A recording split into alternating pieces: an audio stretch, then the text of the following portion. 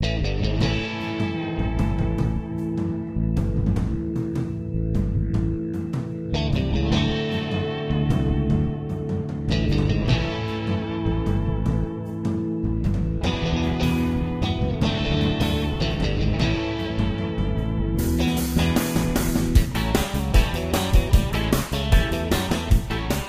up, everybody? Welcome back to another edition of the Seals Podcast. I'm your host, Teddy Jenner, and this week we've got the draft picks. Tre Leclaire and Mac O'Keefe. Gentlemen, how are you?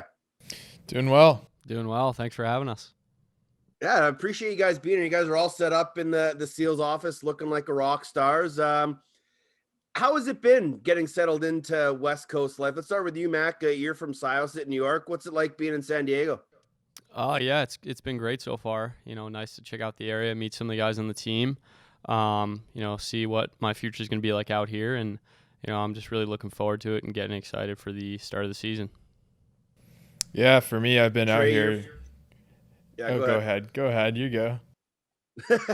I was going to say, you're from South Surrey. You're a West Coast guy. What's the difference between Southern California and West Coast BC? I mean, definitely the weather. I haven't seen the rain out here that much, but I've been out here for 3 months now, so, I can't complain about the weather. Just, living by the beach out here and just working with the Junior Seals programs for the last couple of months. It's been really fun. That Junior Seals program is something that the team really takes pride in because it's really giving back to the community and letting these kids understand what the box game is. What have your first impressions been of it, Tre? First impressions, I think Cam and Wes have done a great job out here. It's at first I was surprised how well they run it and the turnout of kids that we've had out there, and then just the skill level. A lot of these kids are picking up the box game and the skill set that comes with it really fast. So it's really fun to see. Mac, as a guy who sort of learned the box game after playing field lacrosse for so long, and now being really involved in the box game, what do you think the growth of the U.S. box game has been like over the last few years? I think it's just continuing to get better every single year. As a kid growing up, my dad played, so I was always really intrigued. And, after my freshman year of college, I gave it a shot up north in Orangeville, and, it was probably one of the best decisions I've ever made for my game. I think, you see all the Canadian guys, why they translate so well out on the field is because they have experience in box. And, like I said, it's something I've always wanted to do, and I'm grateful I have the opportunity now. So, I'm super excited. How did you get to Orangeville? What was the connection? A guy named Dan Craig. He was a senior when I was a freshman. He played a year in Orangeville, and he knew that I always wanted to play. So he hooked me up with the coaching staff, and, the rest is history. And how did you enjoy that first year? Was it a big learning curve for you? Yeah. I did some stuff with US Boxla in the past, but never anything crazy. But the first few games were a little tough.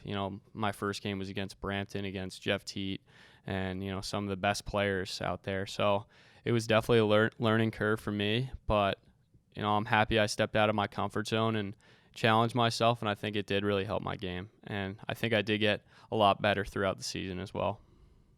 Tre, you kind of grew up in the hotbed of lacrosse out here in the West Coast. What was your first introduction to the game of lacrosse?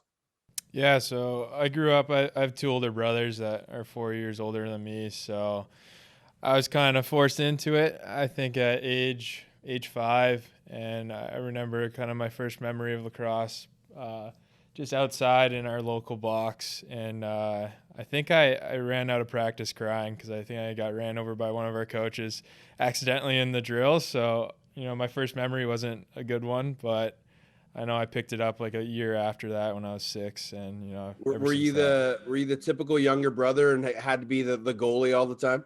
Yeah, definitely. Yeah, I was always putting that, whatever, as many sticks in the front yard or backyard, even with hockey too. So it was definitely tough to start, but it's definitely helped me out.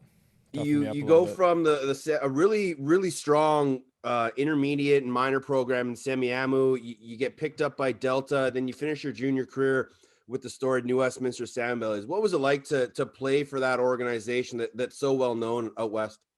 Oh, it was an honor, just playing in Queens Park, on the wood floor there, and just being in the locker room and, seeing the Minto and Man Cup banners in the arena is just something you think about before you step on the floor every day. So it was definitely a fun 2 years for me. I learned a lot from that coaching staff, and just the group of guys we had those 2 years. It was really fun. We talked about the junior SEALs, but you're also helping out with the Royals, the California Collegiate Box Lacrosse team. This is a very new program, but a group of young kids that really want to continue with the box game. You guys were out there practicing them with this past week on Knockaround Field. What was your first experience of an outdoor turf box? Yeah, I guess I'll start. I've been at Knockaround for the last couple months now, so it's definitely fun, being out there in the sun. It gets really hot though, so Knockaround's a cool facility to play at. With the NLL nets out there too, it's just fun shooting on the goalies and just getting used to those. What about you, Mac? How have you enjoyed the Royals experience? It's been awesome. I'm certainly impressed with some of the talent on the field. I think these guys are doing a really good job of coaching them up. And like I said, I think the next wave of American players are starting to emerge, and this is a large part of it.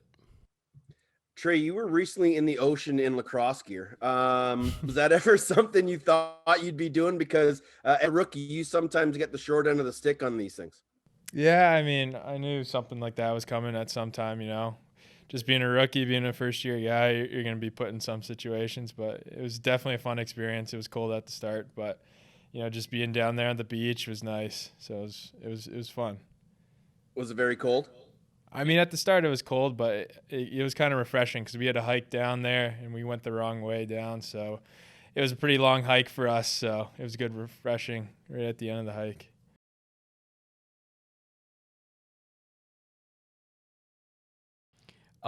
Yeah, I've checked out the area a little bit. We were down in La Jolla a little bit the other day. But yeah, mostly just hanging out with the guys, getting to know some people around here. Making my face familiar. You gonna go scuba diving anytime soon? That's on the list for sure. Not yet though. Not this week. Not skydiving though, right, Trey? Yeah, I'm not a heights guy. You're not down to get thrown out of a plane? Maybe sometime in my life, but not right now. We talked about how you guys kind of got into the box game. Trey, how did you get to Ohio State? Is that just the standard Logan Schuss, Nick Myers connection? Yeah, 100%. You answered that question. So just playing in Delta, Logan was coaching me out there, and I was committed to Delaware before in 9th grade. So kind of towards my 11th grade year and senior year, I was kind of looking around, and Logan kind of did all the work for me there and landed me in Ohio, which was awesome. Logan's a pretty big deal through that program, and a pretty big deal in Delta as well. How much did you learn from him in those years with the Islanders?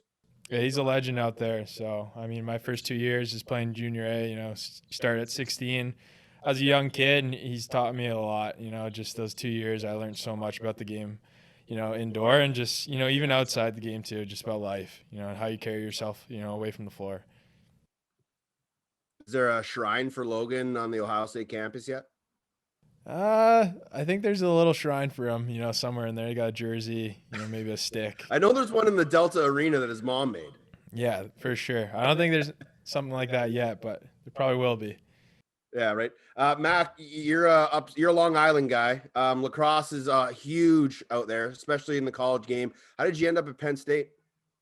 Yeah, so the rules are a bit different now with how early you can get recruited, but around, I think it was summer going into 10th grade, I was doing some showcases. I did the Maverick Showtime, and then after that received a few calls, and I went on 2 visits. I went to Maryland, I went to Penn State, and ultimately when I went to Penn State, the foundation that Coach Tambroni was laying out, he was all details, everything was super organized, and he didn't really just stick out to me, but my family as well, and that was kind of a big thing that carried me in that direction, and I haven't regretted a thing since I made that decision. So, who has the better campus life? I'm sure you both probably feel it's your own alma mater, but what's campus life like in Penn State, Mac? Oh, it's electric. Especially in the fall with the football games. You get to tailgate with your friends and have your friends visit. It's a really good time, and that was kind of another thing for me that sold me for Penn State was going to a football game. We actually we're allowed to go on the field before the game and watch warm-ups, and it was the Ohio State game, ironically. But yeah, the environment's it's unlike any other. You have a little bit of everything. It's a very very good social school, and the academics are there as well. So like I said, it was a great decision. I'm really happy I went there. How big of a campus is Ohio State? Like, how far would it take? How long would it take you to go from one side to the other, Trey? If you Honestly, had like to. when I got there when I was a freshman, I thought it was gonna be huge, but like everything's really tight and like close knit, so it's not that bad. Everyone Yeah. thinks it's like like huge, but like there's one street that goes down from the start to the end into the city of Columbus. So I mean, it's called High Street. It'll probably take you 10 minutes, 15 minutes to get down from start to finish, but campus and then the city of Columbus are like right next to each other, so it's really nice. You get to go down into the city, go to Blue Jackets Yeah. games, and yeah, it's awesome.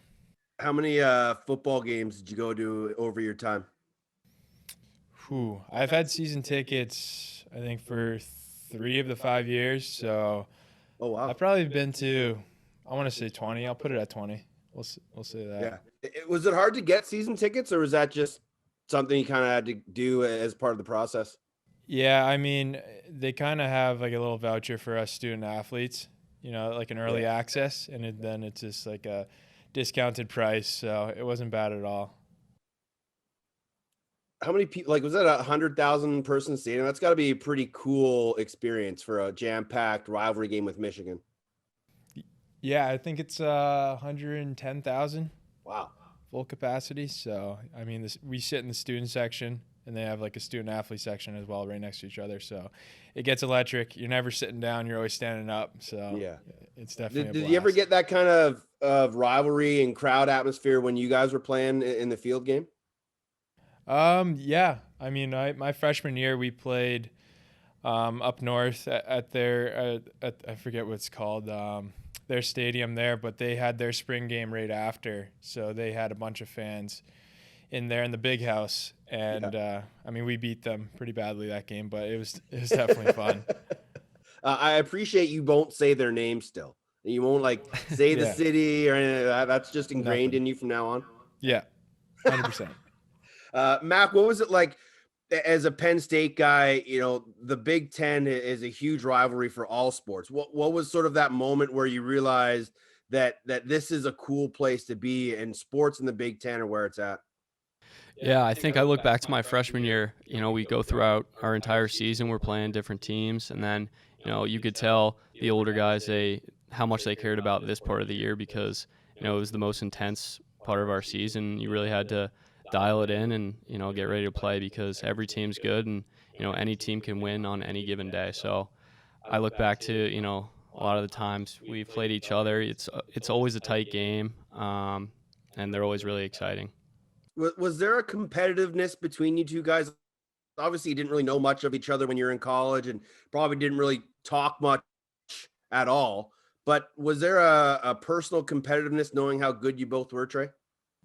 I mean, yeah, I mean we've played against each other since I would say U19s in Coquitlam, so. Right. Yeah.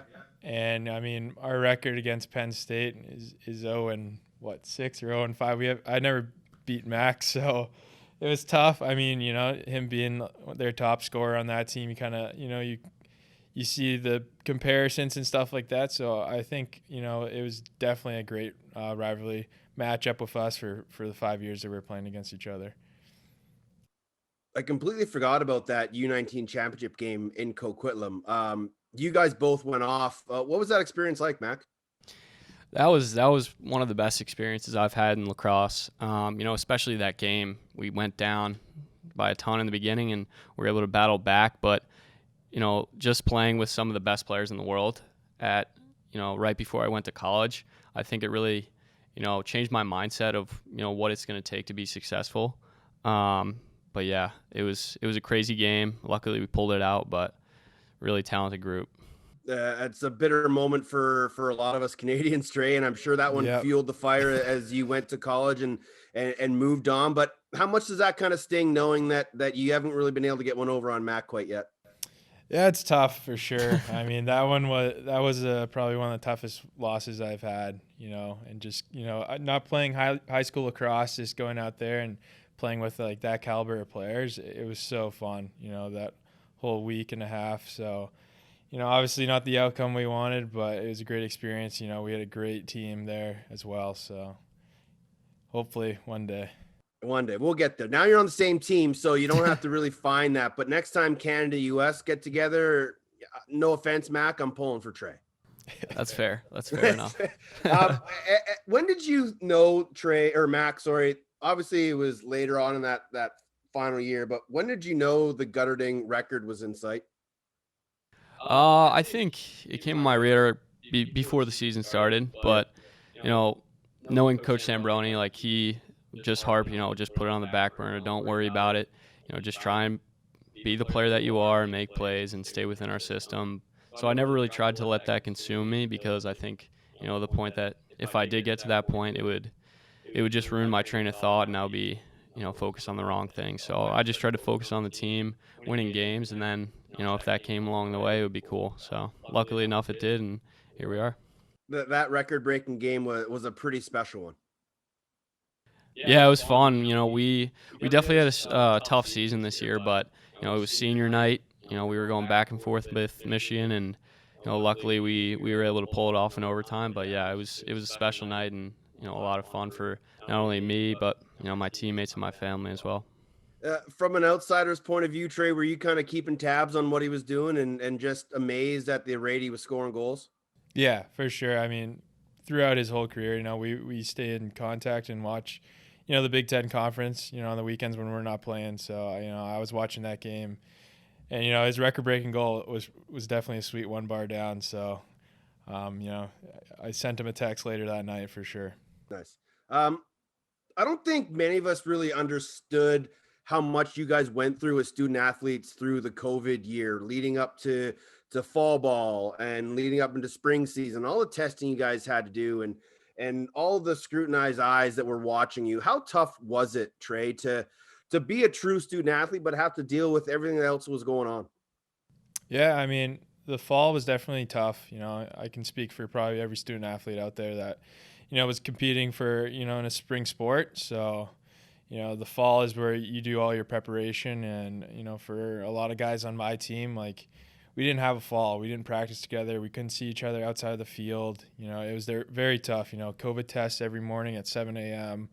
It's definitely a strain, and you feel, being a fifth year, I've gone through stress and stuff like this at school, but you start to feel for the freshmen, right? They're stuck in the dorms. So, you kind of just put yourself in perspective and, don't think about yourself. You just think about your teammates at that time. How did you feel about it, Mac? Was it as stressful as Tre makes it sound that fall season? Yeah, for sure. I mean, we had to do the same testing. It was Monday through Saturday, 7 a.m. And, it was tough. And then practicing earlier on in the fall, just in pods. And, those are the times, like Tre said, where you get to know your teammates. You come together as a group. And we were stripped of that. So, we were forced to just come together and galvanize in a short amount of time in the spring. And I think it did affect how, some teams were able to play in the spring. So it was a tough year. It was stressful, but, just we're both lucky enough that we had a year to actually go back and finish what we started. Sidebar, how good was Bernhard this year? Was it just sick watching him go off all year long, Tre? I mean, yeah, he's a talented player, that's for sure. I've just been watching him his whole career as well. He's gotten better every year, which is kind of crazy to think. But, this year he definitely took it to us. So it was tough, tough watching that, but good for him. Yeah, it's crazy to think that he's probably not going to play lacrosse for the next couple of years because he's going to pursue football. Like, the best player in college lacrosse isn't even going to play pro lacrosse because he wants to challenge himself in football. Does that kind of make you mad, Mac, that he should have just been playing football the whole time? No, I mean, he's given a lot to our sport, and, you got to tip your cap to him and wish him the best of luck. He's a really nice kid, very quiet, but, he lets his playing do the talking. And, watching him play against us a few times this year, it's like he was running 10 times faster than everybody else on the field. So, I wish him the best of luck in everything that he's doing, and maybe we can snag him back in the PLL or NLL at some point. So. Let's talk pro lacrosse. You guys have both now just signed your first pro NLL contracts. Very well, congratulations. You guys are both in the PLL, playing in the Pro Field League. What's been the biggest change in the last few months going from being a college athlete to a professional athlete, Trey? Yeah, for me, I mean, I've definitely had a kind of a different journey to the PLL. Just sitting out the first 2 months, waiting for my visa, not going to training camp, which is kind of tough. You just kind of get thrown into the weekend. You're playing a game the next day. So, I mean, my first weekend experience was definitely awesome. Just the group of guys we have at the Archers, and how welcoming they were to me. It was great to see. But it was fun. You're playing with high caliber players like that. Like, we got one of the best players in the world out there, Tom Schreiber. Just being able to play with him on the same field was an honor for me. So, I mean, so far so good. I mean, we're gonna take a 3-week break here and then get back to it and hopefully get in the win column for our team. That's for sure. What's it been like playing with, Manny and Ament and Schreiber and Marcus Holman? Like, that is a pretty sick group to walk into. Yeah, it's a loaded offense, that's for sure. So, I mean, the first couple of games, you kind of want to just find your groove and sit back and, just let the play come to you. But just playing with those guys, they make it a lot easier, compared to college where you got to do a little bit more work. They take that all onto their load and they do most of the work for you. So you're just there to, finish the ball. Patty drafted you as a righty shooter. Why are you scoring only left-handed goals?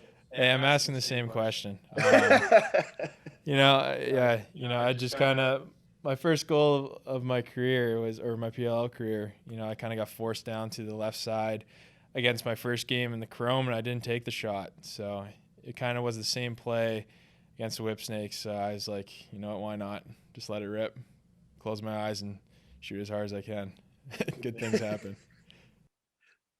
Sometimes that's the best medicine, my man. Mac, you are being coached by one of the most intense people I have ever had the pleasure of talking to. What's Andy Towers like in person when he's not screaming and yelling and giving inspirational quotes? He's been awesome. He brought me in. He actually played a little bit with my dad back in the day, so we have that connection. But, he's very welcoming, as opposed to what you see on the camera, when he's not screaming in our faces. He's a really good lacrosse mind, and he's been super helpful for me making the transition from college to pro. Again, Trey, how's it being with Fieldsy, having a familiar face?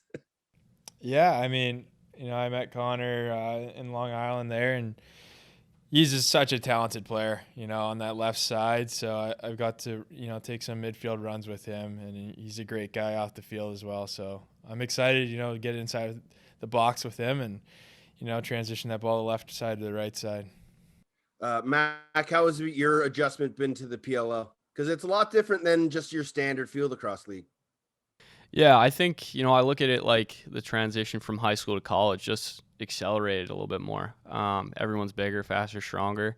But for me personally, I'm playing midfield now, which has been a bit of an adjustment. I'm trying to figure that out. But I think, all the guys that are surrounding me have made it super easy. We pretty much play box lacrosse just outside. So yeah. It's been super fun. We're starting to turn things around a bit here, and hopefully we can make a swing to make the playoffs and hopefully win. All young kids look forward to draft night. Unfortunately, the NLL draft this past September wasn't your typical draft, but how special was that night for you, Mac, to hear your name called in the first round by the Seals? I think just, the few weeks leading up to it, talking to a bunch of coaches and, realizing that it was actually going to be a reality soon. And, that night it was pretty cool.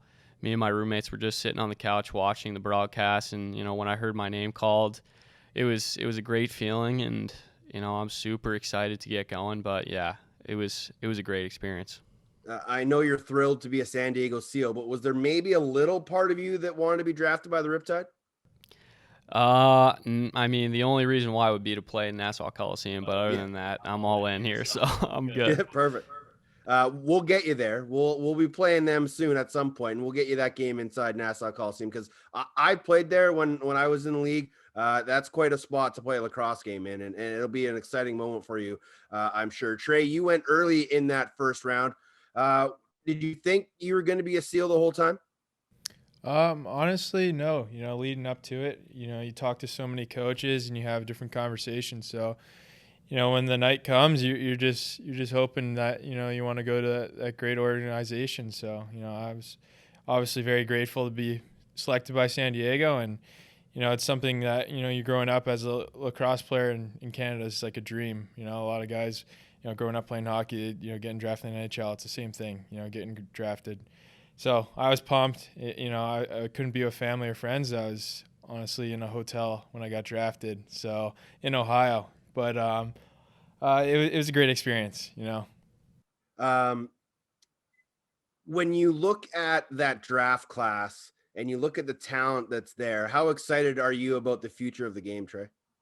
Yeah, it's a loaded draft class to say the least. I think for the years to come here, the talent level is just going to keep getting higher and higher, and I think this league, both leagues, indoor and outdoor, are just going to excel. So it's going to be fun to watch, for fans for sure, and just the competitiveness inside the box and outside on the field is just going to keep getting higher. Who was the guy, Tre, that you watched growing up? Who was that guy that you kind of want to emulate when you were playing in the backyard with the brothers? Yeah, I mean, for me, I've had a couple guys that I watched, from hometown of Surrey, guys like Jordan Hall, Cliff Smith, obviously Logan. I've watched for a long time. Curtis Dixon is another name. Even Wes Berg. I watched him when he's at Denver. So there's a lot of guys, from my area out in BC that I've been watching and try to emulate them. When you're in the backyard, just fooling around. Matt, what about you? Who were the guys that you looked up to? Probably more field guys than box guys. Actually, I think John Grant Jr. was the one guy that I always looked to, emulate his plays in the backyard. I just think his creative nature was super exciting to watch, especially as a little kid, when you're just messing around in the backyard. But yeah, I always love watching him. There are a bunch of other guys like John Tavares as well that, my dad always told me to watch them growing up because they're just super smart players, and there's a lot to learn from them. So those two guys for sure. Mac, what makes Long Island lacrosse so special? I think everyone's just super passionate about it.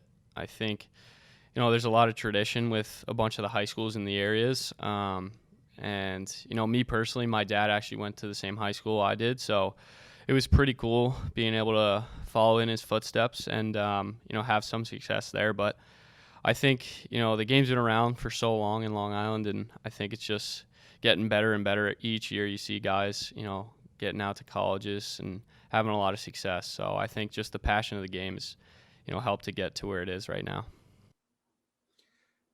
The league announced December 3rd, our home opener, San Diego hosting Colorado. You guys may not know the real history and the deep history between the two organizations, but the rivalry is definitely there. Tre, how excited are you looking forward to that first game as a SEAL? Yeah, I mean, I'm pumped up, to finally have that date, that end date for that first game.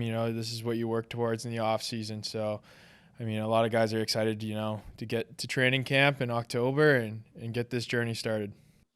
Mac, how hard is it going to be sort of to flip the switch back into box lacrosse mode for you?